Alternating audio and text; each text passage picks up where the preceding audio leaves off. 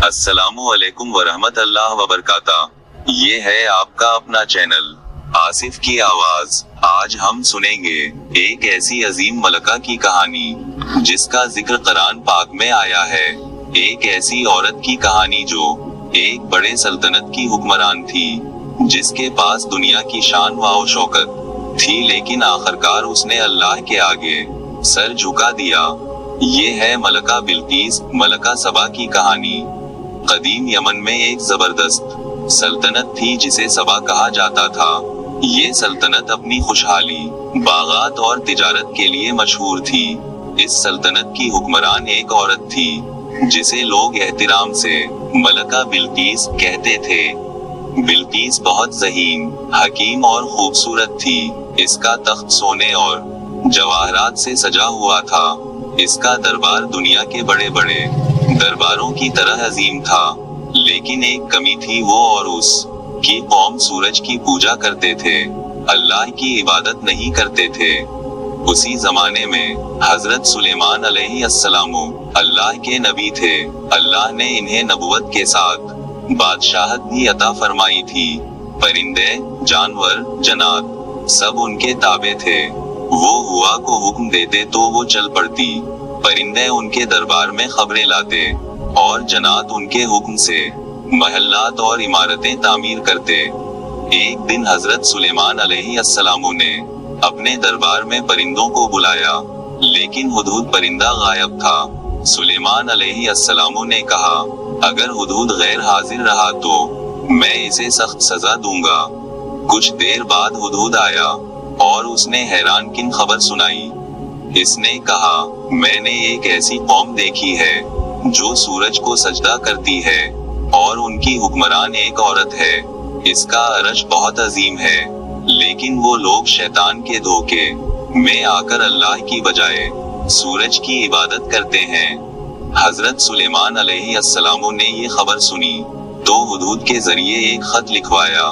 खत में ये अल्फाज दर्ज थे, बसम अल्लाह अर्रहमान अर्रहीम, इल्ला तलवा अली व आतूनी मुस्लिमीन, यानी अल्लाह के नाम से मेरे मुकाबले में सरकशी ना करो, बल्कि फरमानबरदार होकर मेरे पास आ जाओ।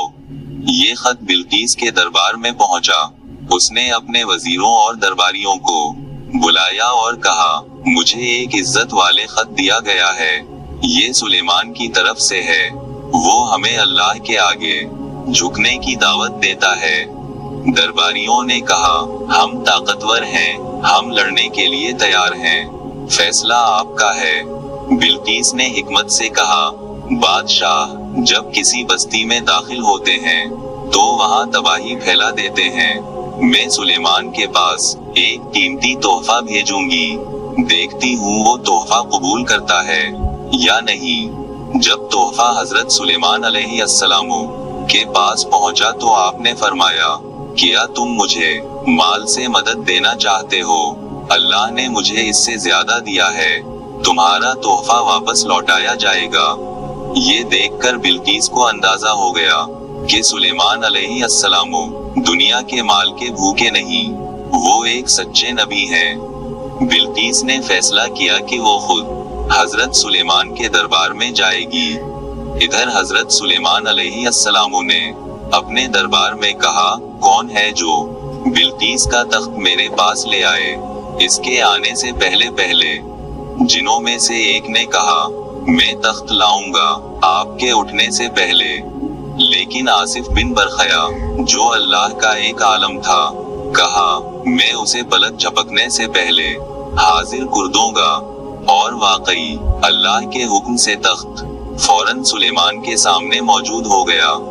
जब बिल्कीस दरबार में आई तो उसने अपना तख्त देखा, वो हैरान रह गई। इसने कहा, ये तो मेरा ही तख्त है। फिर सुलेमान अलैहिस्सलामु उसे महल में ले गए, जहाँ फर्श शीशे का बना हुआ था। बिल्कीस ने समझा पानी है और अपने कपड़े समेट लिए। सुलेमान अलैहिस्सलामु ने फरमाया, ये पानी नहीं बल्कि शीशा है। उसी वक्त बिल्कीस का दिल बदल गया। इसने कहा, रब इन्नी ज़लमतु नफूसी वासुलमतु मा सुलहु मिलाइल लिलिया रब अल आलमिल। ऐ मेरे रब, मैंने अपनी जान पर जुल्म किया اور میں سلیمان کے ساتھ اللہ رب العالمین کے آگے جھک گئی۔ یوں ایک عظیم سلطنت کی حکمران جس کے پاس دنیا کی دولت تھی، آخرکار اللہ کی بندی بن گئی۔ اس واقعے میں ہمارے لیے سبق ہے کہ دنیا کی شان و شوکت کچھ نہیں، اصل عزت اللہ کے آگے جھکنے میں ہے، اور حقیقی بادشاہت اللہ ہی کی ہے۔